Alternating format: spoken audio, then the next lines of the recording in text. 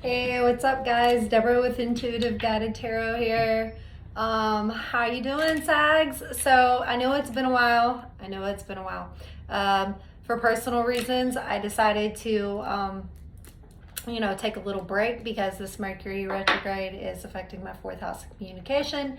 And, it just wasn't good for me to keep putting out messages at that time for personal reasons. So here I am for a little special bonus for the solar eclipse coming up, the Ring of Fire. It's very important. And fire signs and earth signs will be affected the most by it. But the best thing is just to stay positive, guys. Air signs will benefit the most from it, being that it's in fellow Gemini. So we are going to pull 3 tarot cards, 3 simple tarots, get a feel of the situation, pull 3 archetypes following the tarot, which is archetypes of the tarot. And then we're going to pull some oracle messages and things that you may need to know that will help you with the solar eclipse. Okay? All right. So remember, time is fluid. When you see this, if it resonates, it's for you. Cross watchers are welcomed. The message could be about you. And male and feminine aspect on the card is just that. It's a masculine or feminine energy. Doesn't mean it's a male or a female in your life. And every message will not resonate for everybody. So if your message doesn't resonate, I recommend checking one of your other placements because your message could be there. All right. Thank you, Spirit, Guides, Angels, Source.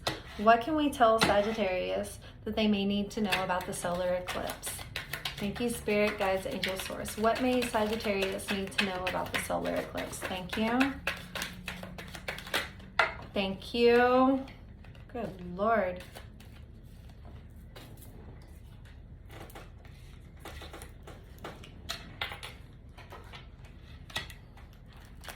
And one more, Sagittarius. Thank you. Okay. Ooh. Okay. Dang. I was about to have the perfect all 3 fire sign readings. We had nothing but uprights. There hasn't been many reversals. You just got one, Sagittarius. It's not that bad. All right. Let me shuffle these guys. They're a little complicated because they're round. I'm just going to shuffle them through real quick. Make sure nobody's flipped over the wrong way so it's accurate. All right. Let's break the deck. Thank you, Spirit, Guides, Angels, Source. What can the archetypes tell Sagittarius? What can the archetypes tell Sagittarius? 8 of Wands. 8 of Wands. Really? Okay. 7 of Swords. King of Cups, or Knight of Cups. Knight of Cups in reverse. Okay. So let's have a look at this. So for the 8 of Wands, 3 archetypes jumped out for you, Sags. So the 8 of Wands is about rapid, forward, fast communication, travel, movement, decision making. This is like the fastest moving energy in the whole deck towards making a decision or just doing something. And it's followed by the archetypes of the Venom, which is something that's not exactly good for you. Because venom is poisonous, or over time begins to poison and, cause undesired results. So you notice that card's kind of not, there's like teeth biting the moon there. It's crazy. And then you have the Mask, which is, see, it's all blacked out, and then there's like the universe, and then half the mask is shown, but the other half is hidden. Like this is kind of like, like a shadow self almost, or, somebody not showing you their full self. Okay. That's followed by, this 8 of Wands, this fastest moving energy in the deck, just, doing things. And then you have the Orphan. The Orphan is kind of like the unknown. When when babies are brought up in this world as orphans, they're either, you know, within the system and they're always unsure of what's going on, or they go into a family that they never really quite feel like they belong there. You know, like they never quite feel like that's their place to be. And so it's always kind of an unfamiliar kind of feeling. So you have this unfamiliar feeling, and this mask, it could be you or somebody else that's not showing you their whole self. And then the venom, which over time this could be taking, you know, it could be taking a toll or having undesired results towards a, you know, a fast moving energy, communication, or travel that happened. And you know, take it how it resonates. Then you have the Seven of Swords. The Seven of Swords is, in the upright, is the intelligence, the insecurities, the keen mind. It's like, basically, you know, like, in the traditional tarot, like in the Rider Waite, he's stealing all the swords so nobody can use them against him, okay? So he's being like one step ahead, and I'm going to take, you know, I'm going to take all these swords before anybody can take them and use them against me, or, you know, having the intelligence of being able to manipulate or, you know, cause things to go in his favor. So this could be you or an energy in your life, Seven of Sword energy.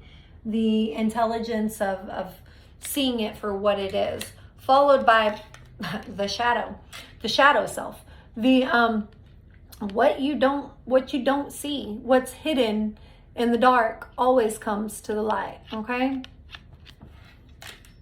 you have the Knight of Cups in reverse.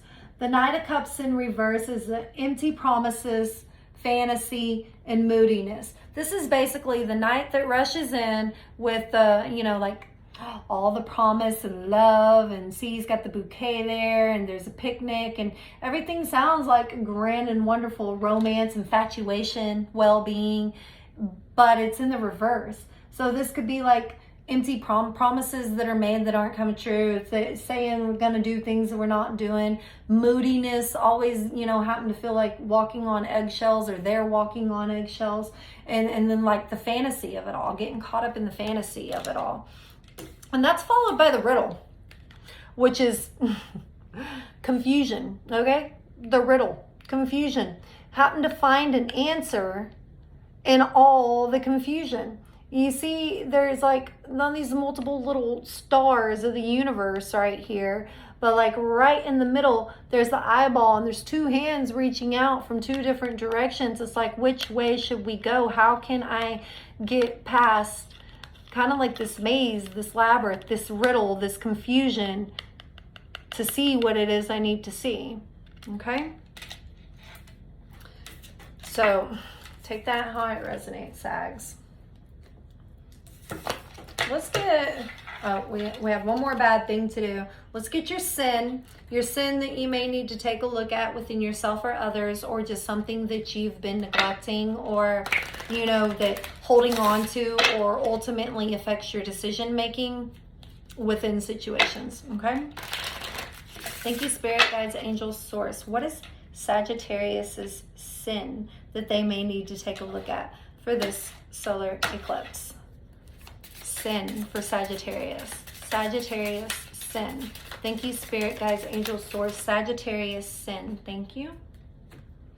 Sagittarius, your sin is hiding your true self. Hiding your true self. It's a 14. 4 and 1 is 5. Okay. So 5s is about, you know, kind of like decision making.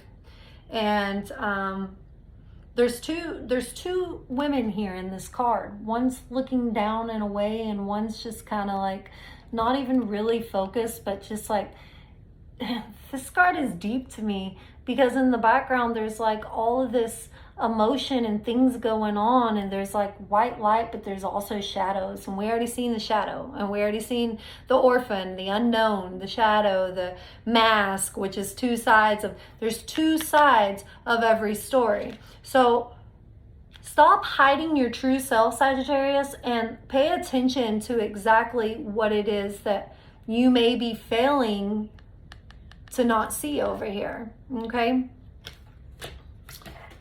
that's your sin. So I think, you know, by neglecting that, you could be potentially causing yourself a long-term potential hurt, or, you know, kind of an inner knowing of asking yourself, God, why did this all happen? Okay. So let's get your keywords from the angels, your keywords. Thank you, Spirit, Guides, Angels, Universe. Keywords for Sagittarius from the angels. Keywords for Sagittarius from the angels. What may Sagittarius need to know from the angels with the solar eclipse? Keywords for Sagittarius. Thank you. Thank you. All right, Sags. Your keywords are envy and journey. So envy. This is a 20. It's actually, no, that's 11 and 22 that are master numbers. So a 2. And journey is a 2. So you have 2 2s here. Okay. Envy. Something that you could be envious over, or something that could be upsetting you, or something that didn't happen the way you want it to, or that you wanted, you know, to be like others, or however it resonates. There's something envious going on in your life, or that you're envious of, or it's causing conflict, or, you know, or somebody to be envious. Okay. And then you have journey, which is, you know, being able to see, she's holding a lantern out while she's sitting underneath a lit light post on a magical bridge with all her little bags packed. It's like knowing exactly which way you want to go. You see the little signs here pointing this way and this way and that way and this way and every which way, but what is really for you? Don't hide your true self when going on your journey.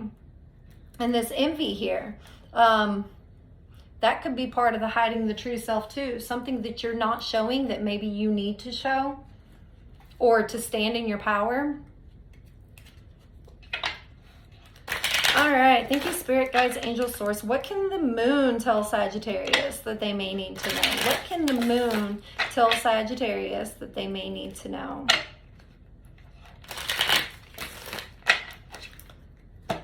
What can the moon tell Sagittarius that they may need to know? What does the moon have to tell Sagittarius? Thank you, Spirit, Guides, Angel, Source. What does the moon have to tell Sagittarius they may need to know or take a look at?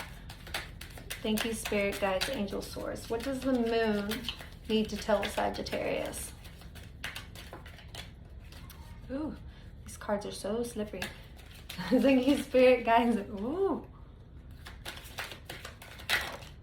Okay.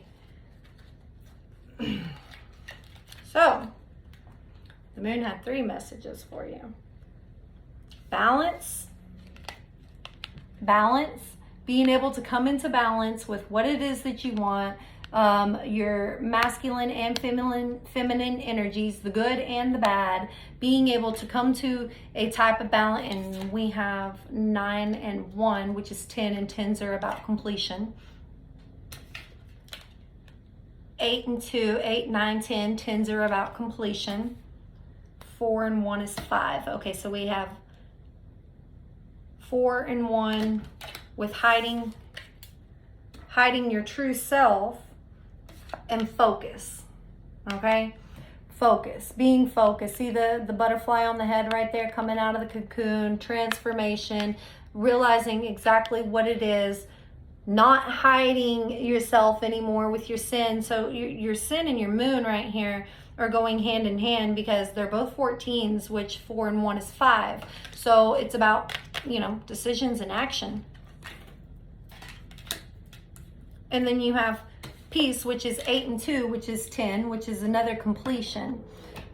And then 9 and 1, which is 10, which is completion. So completion and balance, if you balance yourself out, and completion with peace. You will find the ultimate peace and happiness and whatever it is you're looking for once you stop hiding your true self, figuring out whatever it is you're envious about on your journey, and finding a balance and focus to, you know, to restore whatever it is that, you know, could be going wrong or right, to get how it resonates. But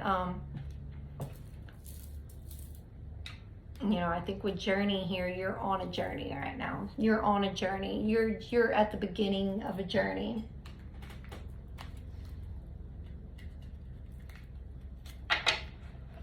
Thank you, Spirit Guides, Angels, Source. What can the romance angels tell Sagittarius that they may need to know for the solar eclipse? What can the romance angels tell Sagittarius that they may need to know for the solar eclipse?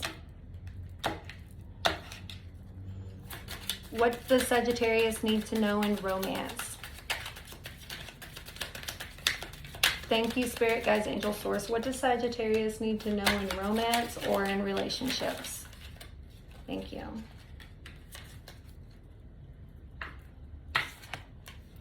Calling in your soulmate.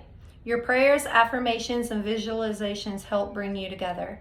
Okay, so if there's somebody you have your eyes on, or somebody who has been like trying to get your attention, or if you've been in this energy of calling in somebody that's for you because you realize something isn't for you, or you know you're this hiding your true self and your sin, though, is what gets me with this.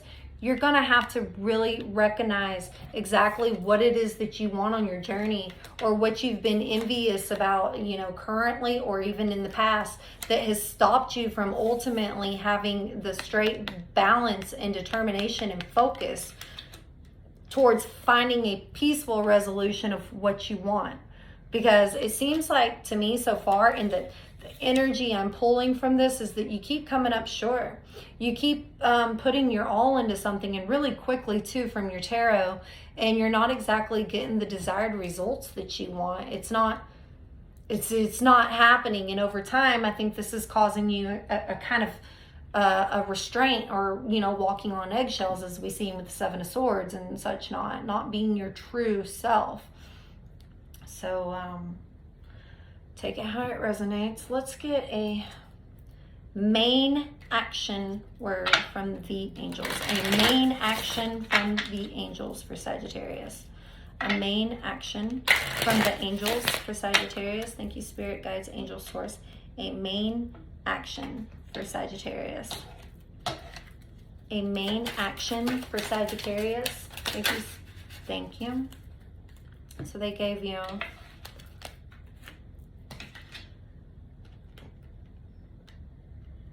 Anna, the grandmother of Jesus, seeding the light, laying the foundations, divine plan. Okay, so this is like, okay, laying foundations. This is building towers, okay?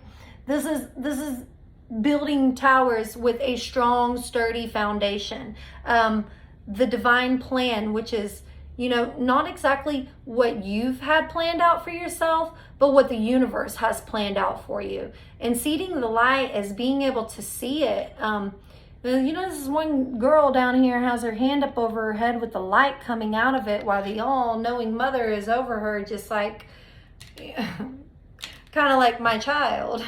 Yes, you're going to have all these other directions that you're going to go, but there is one ultimately for you in your foundations and your divine plan, in what you was written into before you even came in this earth, in your soul contract. What is for you?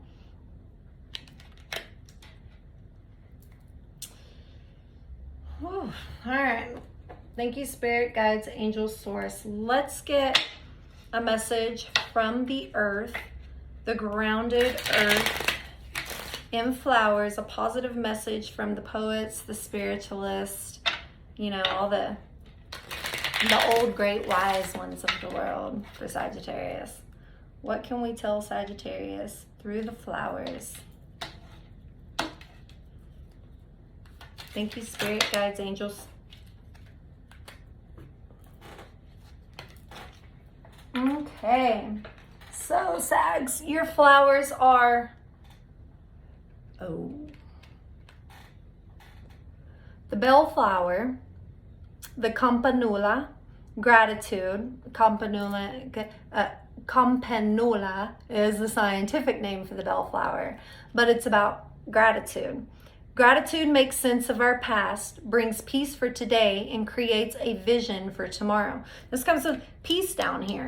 You got, Melody Beatty is who wrote that. But you have peace down here, and this talks about bringing peace for today. And it talks about creating the vision for tomorrow, your journey, your focus, your balance. It says right here, balance. Gratitude makes sense of the past, hiding that true self. Stop doing that, because there was something, obviously, and I'm feeling this very strong. There was something in your past, Sagittarius, that, oh, I just got a hot flash, that really got you off balance. And you had to really take a look at a lot of things. And it may even be why this envy card is here, because whatever it was, whatever happened in the past, you were envious of it moving forward. And you may, have made hasty decisions in your journey, or things that, once again is throwing off your balance.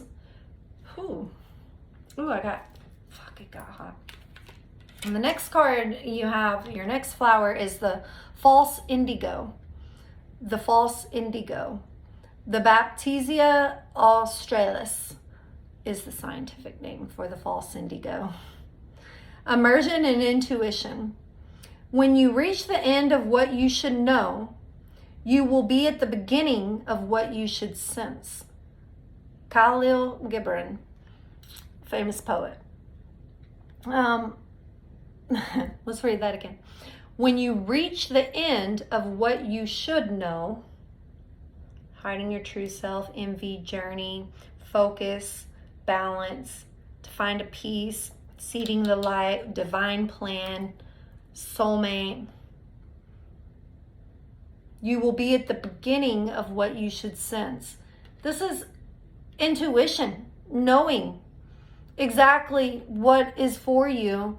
And I think this card came out, with this envy over here, and the balance, and then hiding your true self, is you realize right now that something is not for you, but yet you haven't made a decision to move away from it, or to call it out for what it is, to stop hiding your true self and to stand in your power, to maybe let go of the envy too. Maybe this situation is causing you some deep-rooted envy inside, and it's starting to throw off your balance, get you out of focus, take away your peace.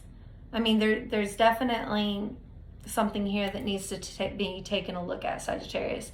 And this could be reversed for cross watchers too. So cross watcher, if you're watching this and it feels like you, then it probably is your energy that's being pulled, because this could be about any strong person within your life, relationship, or career, or however it resonates. All right, so this is what I have for you, Sagittarius. Sorry I've been gone so long. After the Mercury retrograde, I will get back to doing my messages regular. I will get the twin flame readings out. I know I've been saying that, but I would like to wait till after the Mercury retrograde for personal reasons. And I hope y'all have a beautiful solar eclipse. Really take a look, focus, find your peace, enjoy it, because that's the Ring of Fire. It's like a very beautiful, natural, universal explosion of emotions. And fire signs, it's going to affect you guys pretty deeply. So just a heads up and warning that it may be time to listen to the intuition. Okay? All right.